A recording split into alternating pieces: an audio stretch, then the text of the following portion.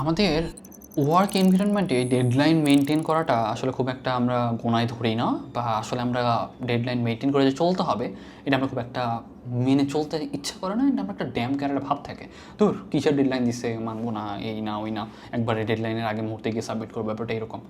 এখন দেখো ব্যাপারটা হচ্ছে, তুমি কিন্তু নর্মাল তোমার একাডেমিক লাইফে নাই। সাপোজ মনে করো তোমার সাথে কেউ কাজ করতেছে, তুমি হয়তো কারো আন্ডারে আছো, তুমি কিন্তু একটা লিগালি তোমার একটা ওয়ার্কিং এনভায়রনমেন্টের মাঝে আছো। তোমার কাজের উপরে আরেকজন ডিপেন্ডেন্ট, তোমার থেকে কাজগুলো নিয়ে আরেকজনকে দেওয়া হবে।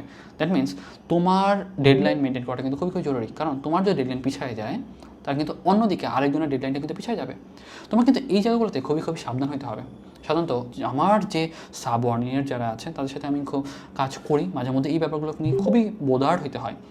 দেখো, আমি তাকে 7 দিনের একটা ডেডলাইন দিয়ে রাখছি, তাকে যে পরিমাণ কাজে দেওয়া হয়েছে সেটা 7 দিন তার জন্য এনাফ। কিন্তু দেখা গেছে প্রথম 3 দিন 4 দিন চলে গেছে, সে তার কাজের 10% কমপ্লিট করে নাই। দ্যাট মিনস বাকি আছে মাত্র 3 দিন। সেই 3 দিনে সে 90% কি কমপ্লিট করতে পারবে? সে যদি সুপার হিউম্যান না হয়ে থাকে, সে জীবনে এটা কমপ্লিট করতে পারবে না। দ্যাট মিনস তোমার কিন্তু এই যে ডেডলাইন এক্সটেন্ড করার ব্যাপারটা যেটা, সেটা কিন্তু চলতেই থাকবে। আর এটা কিন্তু প্রোডাক্টিভিটি যেটা, সেটা কিন্তু আমাদের ওভারঅল প্রোডাক্টিভিটি যেটা, সেটা কিন্তু কমায় দেয়। কারণ তার থেকে কাজটা নিয়ে আমি আরেকজনকে প্রোভাইড করতাম, তার উপর কিন্তু আরেকটা জিনিস ডিপেন্ডেন্ট। এখানে যে একটু লেট হচ্ছে, সেই লেটটা কিন্তু আমার আস্তে আস্তে গ্র্যাজুয়ালি সেটা কিন্তু বাড়তেই থাকবে। কিন্তু তুমি যদি তোমাকে যে কাজটা দেওয়া হয়েছে সেটা তুমি টাইমলি করতাম, তোমার ডেডলাইন ধরে রেখে করতাম, যদি আমার একান্ত প্রবলেমই হচ্ছে তুমি যদি আগে থেকে জানাইতাম, সেটা কিন্তু একটা তোমার অল্টারনেটিভ মেজার কিন্তু নেওয়া যেত। কিন্তু আমরা কী করি, যে নর্মালি জানাই না, আমরা আমাদের সুপারভাইজার যারা থাকে তাদের সাথে আসলে খুব একটা কথা বলতে অভ্যস্ত না, বা আমরা তাদেরকে রেগুলার রিপোর্টগুলো দিই না। ফলে কী হয়, আমাদের সুপারভাইজারের এগেনস্টে আমাদের একটা ভীতি কাজ হয়, অ্যান্ড আমাদের সুপারভাইজার মনে করে সে তো আসলে ফাঁকি পাচ্ছে, তারা দিয়ে আসলে কাজ হবে না।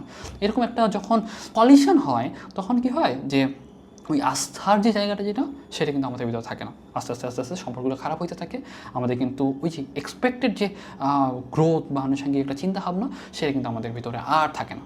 সেই জন্য এই যে আমাদের ওয়ার্ক এনভায়রনমেন্টের মাঝে আমাদের টাইম সেন্সিবিলিটি অ্যান্ড এই যে রেগুলার ডেডলাইন মেনটেন করা অ্যান্ড রেগুলার যে কাজের আপডেট দেওয়া, সেটা কিন্তু আসলে খুবই খুবই ম্যান্ডেটরি। যারা একটু রেগুলার দিতে পারে তাদের ভিতরে বা তাদের জন্য, আমাদের যারা টপ লিডিং পজিশনে থাকে তাদের জন্য একটা বলতে গেলে ইম্প্যাথি কাজ করে। তাদের মনে হয় যে হ্যাঁ, অমুক তো ভালো কাজ করে, ওকে কাজটা দেওয়া মানে কাজটা কমপ্লিট হয়ে যাবে, আমার কিন্তু এখানে চিন্তা করার কিছু নাই। তার মানে কোনো একটা কাজ কাউকে দিয়ে যদি আমাকে আবার বারবার চেক করা লাগে যে ওটা কাজ কমপ্লিট হচ্ছে কি না, সে কতটুকু পারতেছে, সেটার জন্য যদি আরও আমার 2-3 ঘন্টা চলে যায়, সেই কাজটা তাকে দেওয়া তো কোনো মানে নেই, তাই না? সেই জন্য এই জিনিসগুলো আমাদের নিজেদের থেকে একটু বিবেক থেকে বোঝা উচিত, জানা উচিত, নিজেদের গ্রোথের জন্য অ্যান্ড ওভারঅল সব কিছুর জন্য।